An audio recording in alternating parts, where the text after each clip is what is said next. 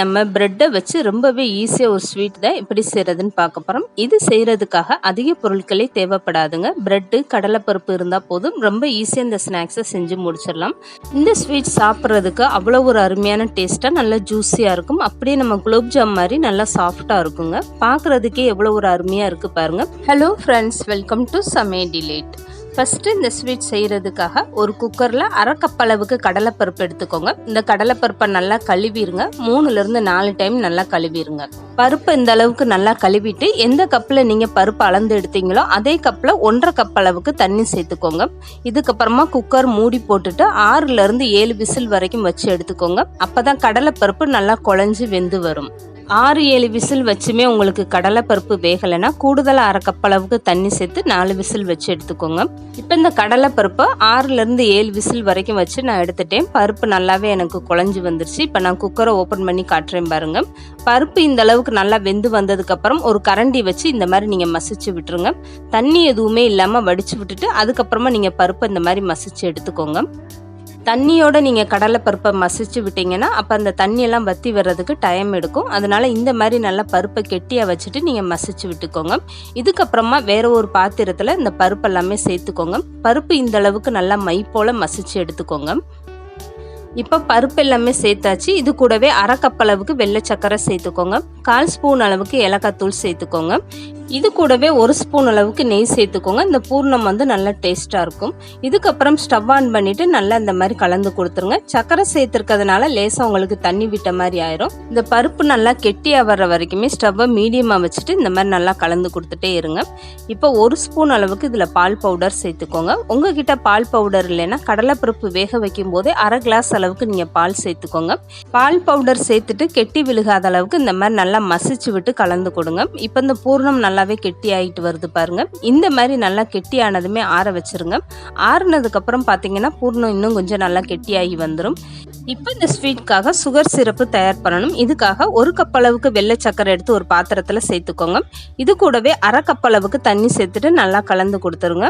இந்த sugar syrup கம்பி பதம் எதுவுமே வேண்டாங்க. நம்ம குலோப் ஜாமுனுக்குலாம் எப்படி தயார் பண்ணுவோமோ அந்த மாதிரி ஒரு ஸ்டேஜில் நீங்கள் ஸ்டவ் ஆஃப் பண்ணிடுங்க.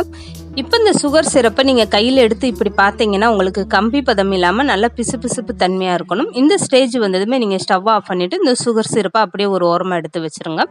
இப்போ இந்த ஸ்வீட் செய்கிறதுக்காக நான் இந்த மாதிரி பெரிய சைஸ் பிரெட்டு 6 பிரெட் எடுத்திருக்கேன். நீங்கள் வந்து சின்ன சைஸ் பிரெட்டாக கூட எடுத்துக்கோங்க.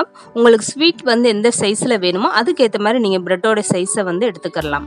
இப்போ எடுத்து வச்சிருக்க பிரெட்டிலேருந்து ஒன்று எடுத்துட்டு நீங்கள் சப்பாத்தி கட்டையில் வச்சுக்கோங்க. இதுக்கப்புறம் இந்த மாதிரி நீங்கள் லேசாக தேய்ச்சி எடுத்துக்கோங்க. இந்த மாதிரி சப்பாத்தி கட்டையில் நீங்கள் பிரெட்டை வச்சு தேய்க்கும் போது உங்களுக்கு வந்து ஸ்வீட் வந்து கொஞ்சம் கூட விரிசல் விழுக்காமல் பார்க்குறதுக்கு ரொம்பவே சூப்பராக இருக்கும். இப்போ இந்த மாதிரி லேசாக தேய்ச்சி எடுத்தாச்சு பாருங்கள். அதுக்கப்புறம் இந்த மாதிரி ஒரு ரவுண்டான கிண்ணம் வச்சுட்டு நீங்கள் பிரெட்டை கட் பண்ணி எடுத்துக்கோங்க. இந்த மாதிரி நீங்கள் ஒரு மூடியில் பிரெட்டை கட் பண்ணி எடுத்துகிட்டு ஸ்வீட் செய்யும்போது எல்லா ஸ்வீட்டுமே பார்க்குறதுக்கு ஒரே சைஸில் ரொம்பவே அழகாக இருக்கும். இதுக்கப்புறம் எக்ஸ்ட்ரா இருக்க அந்த பிரெட்டெல்லாம் எடுத்துருங்க. இதை வந்து நீங்கள் வேஸ்ட் பண்ண வேண்டாம், வேறு எதுக்காவது பயன்படுத்திக்கோங்க. இப்போ கட் பண்ணி எடுத்த பிரெட்டை ஒரு டைம் நீங்கள் சப்பாத்தி கட்டையில் வச்சு இந்த அளவுக்கு நல்லா லேசாக தேய்ச்சி எடுத்துக்கோங்க. இந்த பிரெட்டை ஏற்கனவே சப்பாத்தி கட்டையில் வச்சு தேய்ச்சி எடுத்தாச்சு. ஆனால் இந்த மாதிரி கட் பண்ணிட்டும் நீங்கள் ஒரு டைம் தேய்ச்சி எடுக்கும்போது இன்னும் கொஞ்சம் நல்லா லேஸாக இருக்கும். இப்போ நான் தேய்ச்சி எடுத்துகிட்டு காட்டுறேன் பாருங்கள். மாவு மாதிரி எந்த அளவுக்கு நல்லா லேஸாக பிரெட்டை தேய்ச்சி எடுத்தாச்சுன்னு. இந்த மாதிரி தேய்ச்சி எடுத்துகிட்டு இதுக்கப்புறம் 1 ஸ்பூன் அளவுக்கு ரெடி பண்ணி வச்சுருக்க பூர்ணத்தை எடுத்து இந்த மாதிரி நடுவில் வச்சுருங்க. இப்போ இந்த பிரெட்டை சுற்றிலுமே லேசாக தண்ணி எடுத்து இப்படி அப்ளை பண்ணி விட்டுருங்க. இப்படி செஞ்சுட்டு நீங்கள் பிரெட்டை மடிச்சிங்கன்னா தான் அப்போ ஒன்றோடு ஒன்று ஒட்டிக்கிறோம். இந்த பூர்ணம்லாம் வெளியில் வராமல் இருக்கும். இப்போ தண்ணி ஃபுல்லாகவுமே அப்ளை பண்ணதுக்கப்புறம் இந்த பிரெட்டை இப்படி 2ஆக மடித்து விட்டுருங்க. இதுக்கப்புறம் இந்த ஓரங்களை மட்டுமே நீங்கள் இன்னும் கொஞ்சம் நல்லா அழுத்தம் கொடுத்து மடித்து விடுங்க. அப்போ தான் உங்களுக்கு பூர்ணம் எல்லாமே வெளியில் வராமல் இருக்கும். பிரெட்டு மடிக்கும் போது உங்களுக்கு ஒட்டாமல் பிரிஞ்சுக்கிட்டு வந்தால் நீங்கள் கூட கொஞ்சம் தண்ணி விட்டு இந்த மாதிரி பிரெட்டை மடித்து எடுத்துக்கோங்க. இந்த பிரெட்டோட ஓரத்தை நீங்கள் சரியாக மடிக்காமல் விட்டு எண்ணெயில் போட்டு பொரிச்சு எடுத்தீங்கன்னா உள்ள சேர்த்துருக்க அந்த பூர்ணம் எல்லாமே எண்ணெயில மிதந்துட்டு வெளியில வர ஆரம்பிச்சிடும். அதனால தண்ணி தொட்டு இந்த மாதிரி நல்லா நீங்க கவர் பண்ணி எடுத்துக்கோங்க. இதே மாதிரி மீதம் இருக்க எல்லா பிரெட்டுமே நீங்க தயார் பண்ணி எடுத்து வச்சுக்கோங்க. இப்போ இந்த பிரெட்டை பொரிச்சு எடுக்கிறதுக்காக எண்ணெய் நல்லா சூடாயிருக்கு. பிரெட்டு நீங்கள் எண்ணெயில் போட்டதுமே இந்த மாதிரி நல்லா பொரிஞ்சு வரணும். இந்த அளவுக்கு நீங்கள் எண்ணெயை நல்லா சூடு பண்ணி எடுத்துக்கோங்க. அப்போ தான் இந்த பிரெட்டில் எண்ணெய் குடிக்காமல் நல்லா பொரிஞ்சு வரும். இதுக்கப்புறம் ஸ்டவ்வை மீடியமாக வச்சுட்டு நீங்கள் பொரிச்சு எடுத்துக்கோங்க. பிரெட்டு எண்ணெயில் சேர்த்ததுமே உடனே கரண்டி போட்டு பரட்டி விடாதீங்க. ஒரு 2 செகண்ட் விட்டுட்டு அதுக்கப்புறமா பரட்டி விடுங்க. 2 பக்கமும் இந்த மாதிரி நல்லா செவந்து வந்ததுமே எண்ணெயை வடிச்சிட்டு வெளியில் எடுத்துருங்க. மீதம் இருக்க எல்லா பிரெட்டும் இதே மாதிரி பொரிச்சு எடுத்துக்கோங்க. இந்த பிரெட்டை வந்து நீங்கள் இப்படியே சாப்பிடலாம். வெளியில் நல்லா கிறிஸ்பியாகவும் உள்ள பூர்ணத்தோட சாப்பிடும்போது ரொம்பவே சூப்பராக இருக்கும். ஆனால் இன்றைக்கி வந்து நம்ம சுகர் சிரப்பு சேர்த்து பண்ண போகிறோம். இது மாதிரி எல்லாமே பொரிச்சு எடுத்துகிட்டு இந்த பிரெட்டு சூடாக இருக்கும்போதே அப்படியே சுகர் சிரப்பில் சேர்த்துருங்க. சுகர் சிரப்பு வந்து நல்லா ஆறிதாங்க இருக்கணும். பிரெட்டு மட்டுமே பொரிச்சு எடுத்ததும் சூடோடு நீங்கள் அப்படியே சேர்த்துக்கோங்க. இப்படி செய்யும்போது இந்த சுகர் சிரப்பு எல்லாமே பிரெட்டுக்குள்ளே இறங்கி சாப்பிடும்போது ரொம்பவே நல்லாயிருக்கும்.